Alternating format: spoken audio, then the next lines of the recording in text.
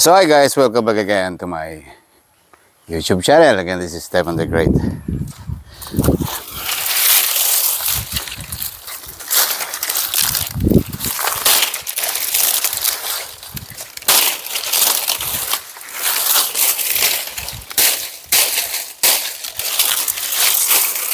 Medyo dumarami na kasi yung palapa ng nyog. So again, ito yung buhay natin dito sa campsite na regular natin ginagawa. So again, pag nasa campsite ka, marami kang bagay na iintindihin. And katulad yan, yung mga palapa ng nyug. Kasi pangit kung hayaan mo lang sila dyan matuyo at iisang tabi mo lang, parang makalat.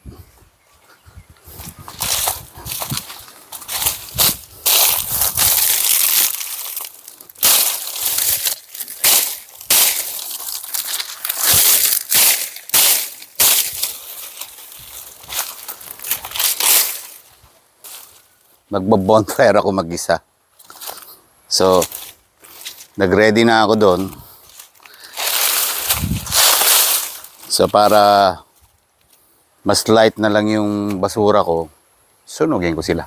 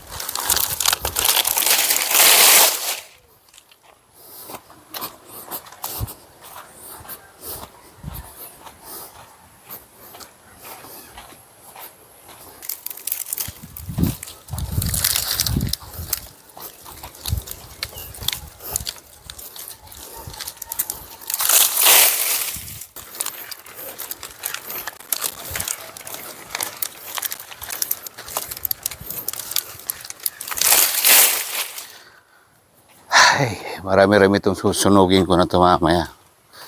Pero, nag-enjoy ka naman. Kasi, ayun na nga, nasip na parang ka nagba-bonfire talaga. Pero mabilis lang tumasunog. Eh, ang dami ko rin palapa ng nyug. So, ito kasi, dahil ilang puno ng nyug ito, every we can say 1 week, baka isa, dalawa bumabagsak dyan yung mga natutuyo. Yan, parang tulad nito. Yan. Yan, mga yan. Diba?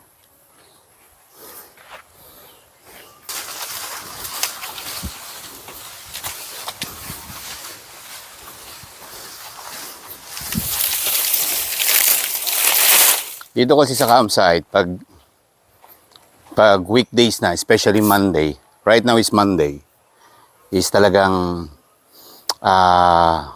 wala tayong magiging guest. Or walang guest. So ito naman yung time para maglinis ka ng pinakang camping area mo. And para pagdating naman ng Sabado or Friday, Saturday, Sunday, is maganda mong may present sa mga nagka-camping. So the only way, sunugin mo yan mga palapa ng nyug na yan.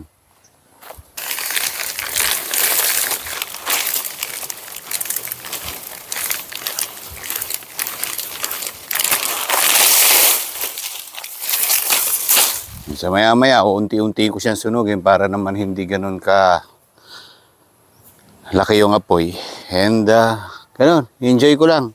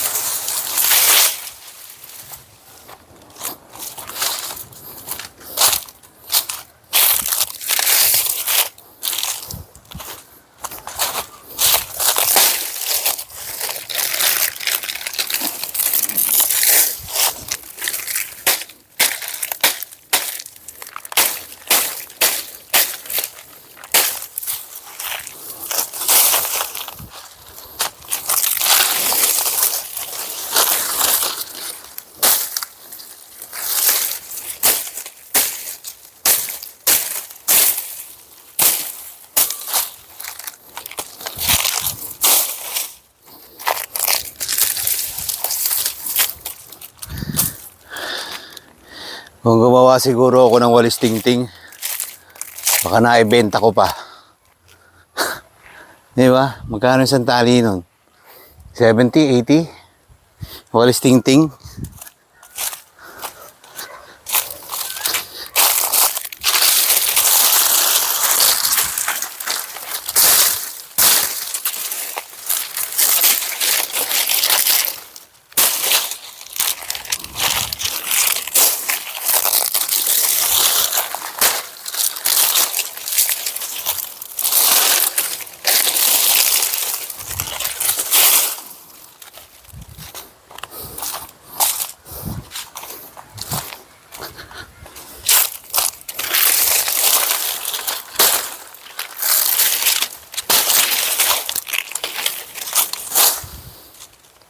Alam mo, magkaiba talaga ang life sa Manila, no?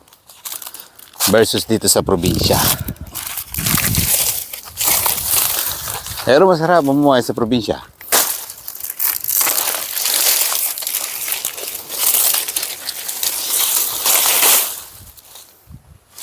More on nature ka lang, sariwa pagkain mo. And malayo ka sa polusyon. So, yun.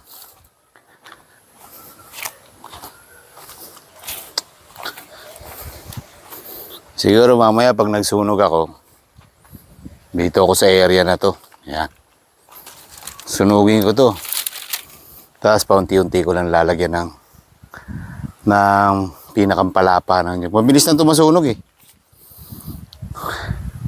Kaysa naman sa nakatambak dyan, medyo untidy tignan. Kasi dito sa campsite, every, we can say, Friday, yan ang dumarating yung mga booking nyo.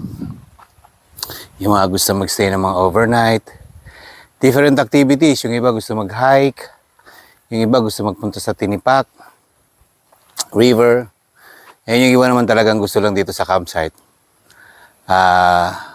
Mag-inom, mag-enjoy, as maligo lang dito sa pinakang ilog. So, lahat ng yon, hindi mo siyempre magagawa yung activity mo ngayon. Now, siyempre may guest ka. But right after na pag umuwi ang mga yan, ayun. Ano ka naman, linis time ka naman. Iikutan mo lahat yung mga kubo na yan, yung mga kalat-kalat nila ron, sisinupin mo yon. Siyempre may mga tamang segregation yan. Yung mga bote, plastic, inihiwalay mo yan. Para siyempre pag dinispose mo, hindi mahirap, tataliin mo yan. Tulad dito, ang daming mga baso-basong naiwan. Alam mo na yung mga nag-inuman. Pero dito lang naman sila sa loob ng camp. As guest, meron naman silang tinatawag na camp rules na dapat silang mag-obey doon. Kasi bago sila mag-booking or mag-final, pinapadalahan namin ng campsite rules. Or anything na may malabag sila doon, ay siyempre, may karapatan naman tayong questionin sila. Like yung tinatawag na quiet time. Quiet time is pagdating ng 10 o'clock, dapat lahat ng mga anything disturbing music is shutdown natin yan. Para naman hindi nakakaya doon sa mga nagka-camp na ang hanap lang ay nature sound. Ganon. So, pero mas madalas marami rin nagko-complain ng mga guests na, uy, yung kabilang ano mo ang ingay. Alas 11 na, gusto namin matulog, ganito, ganyan. Parang sa Manila din, di ba? So, ganon din dito. Next to that is, syempre, bawal tayong mag-inom. Yung iba kasi mag-inom sa ilog. Mayroon kasi mga guests minsan, kahit nandito sa campsite, gusto pa dadalhin yung alak doon sa tabing ilog. Syempre, masarap nga naman mag-inom na habang may umaagos. But the problem is, yung iba kasi hindi responsible. Ibig sabihin, nalasing na, andyan na yung bote, iiwan, papaagusin sa ilog. Pangit, di ba? Nasisira yung ating kalikasan. So, dati nung una, hindi ko naintindihan yan eh, yung mga ganyan-ganyan. Pero siyempre, nung dumating tayo sa ganitong mundo, na campsite naman yung kinarir natin, ayun, talagang ma-force ka na usapin sila, pagbawalan sila na ito yung rules natin eh, bago kayo dumating dito eh. So dapat ipatupad natin yan. Or kung talagang mapilit sila, by all means, mapipilitan na rin sila mag-fine dito sa kumbaga sa Daraitan community or sa pinakang barangay. Lalo't nadaanan sila ng barangay, may fine yan. Siyempre, tapos magre-reflect din sa amin yun na, oh, guess mo to, bakit hindi mo ba ito na-orient? So dapat from time to time, bago pa dumating yung guest, pagdating pa lang ng guest, iipunin mo yan, i-orient mo ulit. Na, ma'am, sir, ito po yung ating camp rules, ganito, ganyan. Uulitin mo sa kanila, although napadala mo na sila ng kopya. Kasi yung taong kinausap mo, iisa lang. Eh yung kasama nila, kung hindi aware yon, so akala nila okay lang. So ipapaliwanag mo pa rin from time to time sa kanila. And yun na yun. Mag-i-start na sila ng mga activities nila. Siyempre, una niya, mag-prepare sila ng food. Okay, yung iba dyan, mag-iinuman na. So, everything is fine. Normal lang yan. Pero pagdating ng gabi, yun. Kailangan mo silang bantayan, yung quiet time. Tingnan mo rin yung guest mo, baka may nawawala sa guest mo, nandoon, nasa ilog, nasa diliman. Anything happen. Siyempre, kung aalamin niya kung saan nakakamp yan, diba? Nalunod, na ano, wag naman sana. So, bibigyan mo sila ng advice na, ma'am, sir, ganitong oras, bawal lang po tayo dyan. Akit na po kayo sa ating campsite. So, ganun lang ng ganun yung ating routine every now and then. O, ngayon, may idea ka na. May ganito ang ating buhay sa buhay campsite.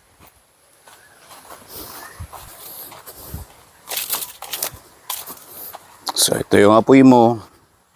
Dahil mainit, distansya ka, lagay ka dyan. Puo ka dyan. Bonfire ka. Pag inanto ka, duyan ka. Sarap.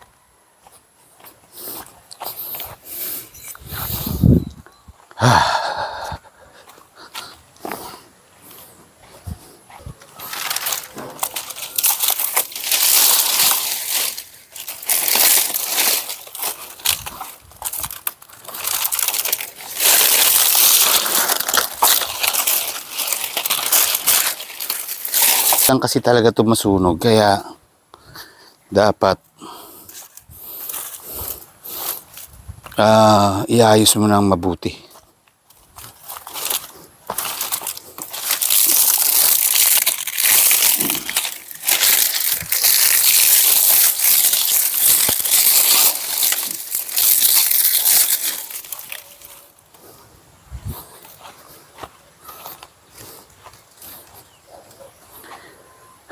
Beer na lang ang kulang.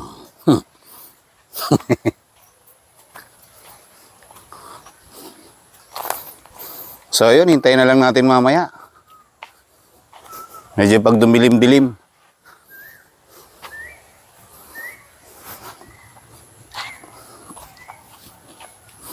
Tapos pag feeling mo, hinaantok ka na, yan.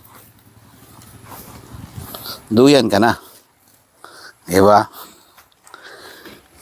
Habang nagpapapoy. Muni-muni. Diba? But again, dito sa campsite, marami kang intindihin pag campsite ang hinahawakan mo. Especially, ikaw yung pinakang, kumbaga hands-on ng business na to. So, hindi lang yung mga tawag nito, yung mga paglilinis ng mga kalat-kalat dyan. Siyempre, bibisitahin mo rin yung mga kubo. Titignan mo kung under maintenance na ba yung mga kubo mo, may umaalog na ba, kailangan kumpunahin. So, dapat may mga tools ka rin na ginagamit. Or mayroon ka naka-standby ng mga tools dyan. Another thing, yung mga tubig mo, yung mga gripo mo, may mga tumutulo ba dyan. Kailangan may mga backup kang mga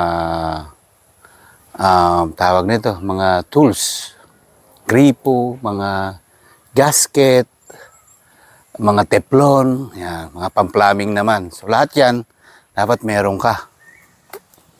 So, Monday kasi ngayon, ang hirap dahil Ako lang talaga nagtatrabaho ngayon. So, lahat ng to, area ko. Tara, pasyal ko kayo. So, again nga, mamaya dito tayo. Ito yung mga another pa natin na susunugin. Pero ito talaga yung paliliyaban natin mamaya. And hindi pa nga ako nakakapagdilig. No? So, dito sa area na to, bonfire area din to. You see? Kalat. Diba? So, lahat na yan, kailangan mo linisin yan. Pati yung mga small debris ng mga basura. Diba? So, isa rin ito, mga kubo na to. Ayan. Kailangan mo rin check upin every now and then.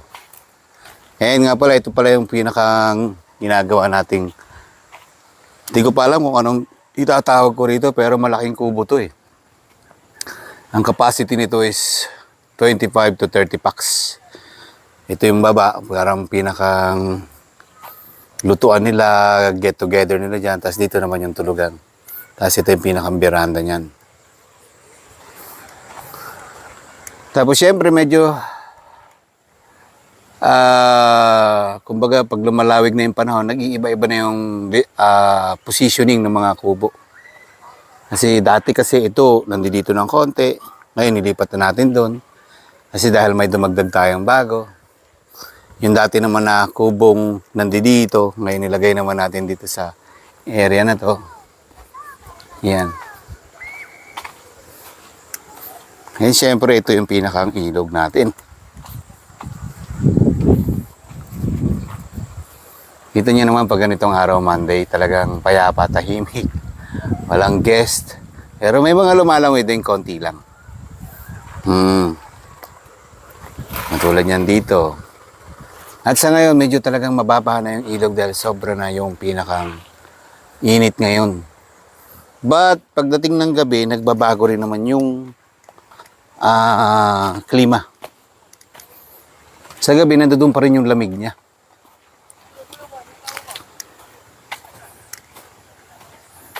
So, yun.